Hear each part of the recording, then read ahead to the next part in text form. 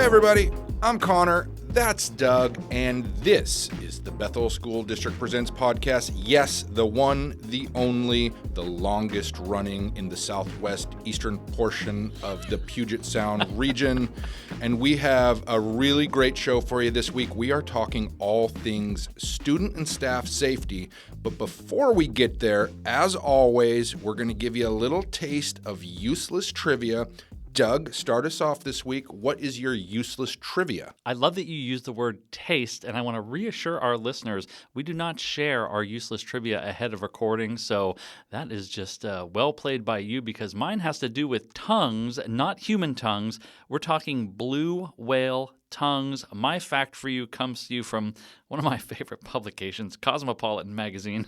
This is the second time you cited Cosmo. You are a certified Cosmo girl. They have an article called 167 Random Fun Facts That'll Make You the Hit of Every Party /podcast. So that's where I'm coming from. Blue whale tongue. So blue whale, the biggest mammal on Earth. Blue whale's tongue can weigh as much as an elephant. That is my useless trivia for today. That paints quite the picture. I'm just picturing a whale with an elephant in its mouth now. I don't know if that's what you're going for, but interesting and useless. So well done. Checks both boxes. A-. All right, well, let's see if you can beat the A-. Go for the A+ here, Connor. So I'm dipping back into the well of inventors who were buried either in or with their product. Oh, I love this. We did Pringles before. Such a hit. We got such a good response. We got so many letters. Half of those were from me. that I've gone back. And so my bit of trivia this week is, Doug, did you know that the inventor of the Frisbee was turned into a Frisbee after he died? What? So this is weird. Obviously. Walter Morrison, who invented the original flying disc, had his ashes incorporated into several Frisbees after his 2010 death. But it gets even weirder because there's another person who lays claim to being the inventor of the Frisbee. That guy's name's Ed Hendrick. He perfected it and invented disc golf. He also died. He also had his ashes incorporated into Frisbees. So there you go. Wow, that is not an option that's ever been in my mind for when I go to become a Frisbee. I've heard people making ashes into like gemstones and things like that, but that's the first time I've heard it merge with plastic for all of eternity. It could be you, Doug. Yeah, it could be. It's not going to be, but that's fine. Well, let's take a turn here, and we're going to start talking about safety and security in our district. And this year, our school board held a study session to discuss student safety. They had a panel of staff members there, including one of our school resource officers. And I just want to say here that our school board is doing an amazing job this year. They're having these very informative study sessions, and the public is welcome to come or watch via Zoom, but really digging into the nitty-gritty of how some things work, including safety and security. So this conversation in particular centered around how we protect the physical and the emotional safety of our students. Yeah, and you might not think it, but there's actually quite a bit of overlap between those two terms. And in just a bit, we're going to actually chat with two of the folks who are keeping our buildings physically safe, but they're also helping make sure our school is a place where students feel emotionally safe as well. But before we do that, I have a clip from the study session that we want to share with you all. Like we said, it's the school board chatting with a panel of different folks from around the district. And at this point, Catherine Kimball, she's a social worker at Graham-Kapowson High School, she was speaking, and Vice President of the board, Marcus Young, asked her a series of questions, the first of which was how many students were at her school. She replied, over 2,000, about 2,100 students. And then Vice President Young asked his next question. How many social workers do you have? One. You just have one? Mm-hmm. And we One. have, let's see, 1, 2, 3, 6 counselors? 6 counselors. And their caseloads are, 350, I believe? So just to recap, that's one social worker, 6 counselors for 2,100 students. Vice President Young said that's a problem, and that's a problem that begins with state funding. We don't and are not funded at the level that we need to be funded in order to make sure that we address students' needs. But if a kid is struggling mentally, how do we expect them to sit into a classroom and really be able to retain and take in what's being taught? And we have one person for 2,100 students trying to passionately give everything they have for every student at the time when other students aren't even being reached, because you dealt with attendance. These are indicators: attendance, behavior, and then some known things. But we also know we have those silent sufferers. School board member Rosanna Camacho was in total agreement. Vice President Young is calling out the state on the prototypical model. That's what he's doing. It's wholly inadequate, 100%, and I agree with everything that he said. Camacho went on to talk about the work being done by so many different staff members to make sure students have a safe place to turn and someone they trust on staff. What we are doing is we are trying to reach out to students that really need it and that would otherwise not get the help that they need, whether at home, in community, or our silent sufferers, just like Vice President Young said. And so thank you for everything that you all do, every single one of you.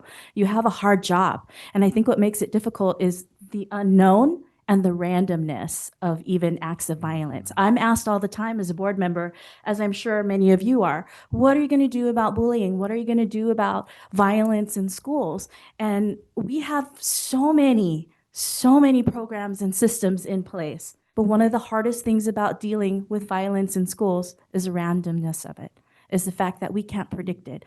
We don't know where it's going to come from.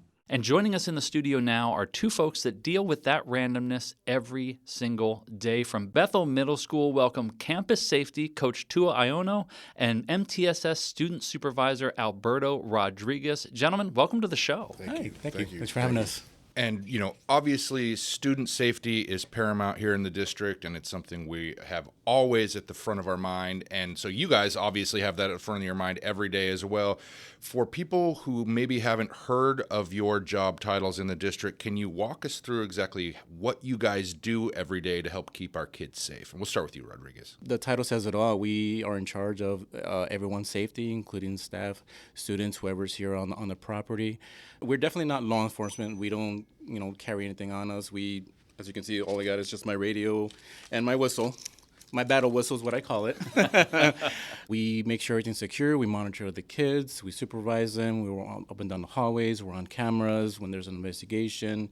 We question. We look up stuff. We do what we got to do to find out the correct information, get things situated. It's all a safeguard when me and him are here, because that's our number one priority. Is just we got to make sure that these kids are safe and they are where they need to be. Absolutely. Coach Tua, anything you want to add to that? Well, every morning we get to see these kids. Every morning we get to see the staff members as well. Give a quick shout out to the office people, Angie, Slater, Miss Cronin, that used to be here, Hudson and Munishinga and Lewis, just to put a smile on everybody's face and making sure that everybody is 100 and ready to teach these kids. It's exciting. Every year, different kids, different styles. We just got to cope with it and keep on rolling. So before you came in to chat with us, you were outside welcoming students in the building, and building those relationships with students is really a key part of what you guys are doing here and what campus safeties and student supervisors are doing across the district. Why is that relationship building so important with students? So when it comes to the building relationships, it has to be a must regardless of what your position is here, because if these kids don't trust you, if they see you as someone who's just going to get mad, who's just going to start yelling and I'm not going to listen to you, they're not going to be comfortable, they're just going to shut down. And when there's an issue going on with them, they're not going to open up. They're just going to have a wall built up, and we're never going to find out what's going on, whether it's a problem here at school, maybe something's with friends, maybe something at the house that happened over the weekend. It's something that we've noticed here at the school, that they know that they cannot open up to mom or dad or whoever their parental units are. And when they come here, they'll specifically ask, I need to talk to Tua, I need to talk to Mr. Rodriguez, I need to tell you what's going on. And we've been surprised at how many kids come into our office and just break down because they have no one to open up to at home. And when they come here, we're all that they have. And it's not because mom and dad don't want to be there. Sometimes it's because, mom and dad have to work 2-3 jobs just to put meat on the table. So it's not by choice that they're not there. It's just they're taking care of business. It's still, I wish they would still make just a little bit of time to check in with the kids, but I get it. You get home at midnight, you're exhausted, the kids are already asleep, you get a chance to talk. So us making them feel welcomed, they know that our door's always open.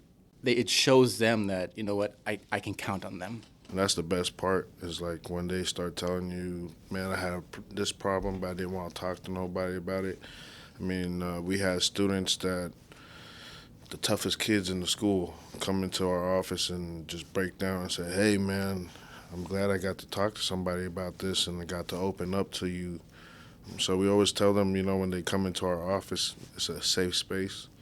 They're freely to talk about whatever they need to talk about, just to get it off their chest, out of their head, so they don't have to think about it again, which is a beautiful thing because, that's what we want with the kids, to open up to us, even through anything that they go through in life. Absolutely. So, yeah. Yeah, super important to have that space for kids here. And I think when most parents in the district think about campus safety, they probably first think about our SROs, our school resource officers. We have 4 amazing ones right now.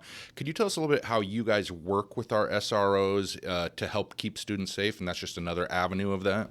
Yeah, for sure. So throughout the year, there's a certain number of trainings that we got to do when it comes to evacuations, internal threat, earthquakes, fire. So we do a lot of drills like that. When it comes to the SROs, there's times where they will do like a full lockdown, like an intruder.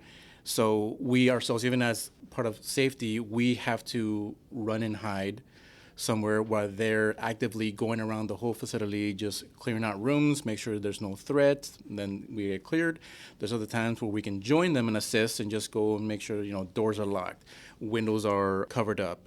And with them, I very much enjoy when they get here because it'll be a group of maybe four or five. And they're here with determination. You see it in their face. I'm here to make sure that you guys are trained because if we have any violations or citations really, where, the door wasn't secured, it was left open, windows were uncovered, they'll let us know, hey, we need to work on this, learn from this, grow from this, do better next time. So in the case of it actually happens, we are prepared, we're trained, we know what to do, we know how to follow the policy and make sure that everybody's safe. Yeah, the work that both of you do and so many other positions in the district, from social workers to counselors, just so many different positions that are working to remove barriers from students so that they can focus on their job here, which is to be learning and improving their education as they go through. So what you guys do is so very important. For both of you, what drew you to this work initially? How'd you get here in Bethel? We'll start with you, Rodriguez. So I was a stay-at-home father for about 8 years, and when it was finally time for me to join the workforce, my son had already just left Bethel Middle, and I'm like, hey, they got a position open there, head of safety. I've already worked at the school district back in Texas, so I definitely love the school schedule. Weekends off, holidays off. So I'm like, you know what, I could always be off when the kids are off, which would help out, and I'm right down the street. I'm like 4 minutes away. Oh, so I'm like, this is super convenient. I could take the kids to school. I love this position. I enjoy every minute of it, especially with the staff that I work with. They're the perfect people to work with. They got your back, they're understanding, they're patient, and they're here to work along with everybody. I'm so happy that I made this pick, and I see myself being here for a good while in this position. Outstanding. Yeah, Coach Tua, what about you? How'd you get here? We moved out here 9 years ago from West Seattle, so I thought about doing just hard work, labor, like I used to at the warehouse or construction, but then the Tacoma School District gave me a chance for those 9 years, and then I thought I would come this way to make it a little bit more challenging. But what made me come to school was the kids, trying to make sure that they understand there's always somebody here you could talk to. They might not look like you, but we understand. Opening that up to the kids is the best for me. I like doing that. Well, we are very thankful for the work you both do here at Bethel. Thank you again to Middle School Campus Safety, Coach Tua Iono, and Alberto Gonzalez, MTSS Student Supervision. And that's going to wrap up this week's show. If you like what you heard, even if you didn't, be sure and like, comment, subscribe, share the show with a friend. We would love to hear from you. If you want to email us at communications@bethelsd.org, and we'll be back again next week.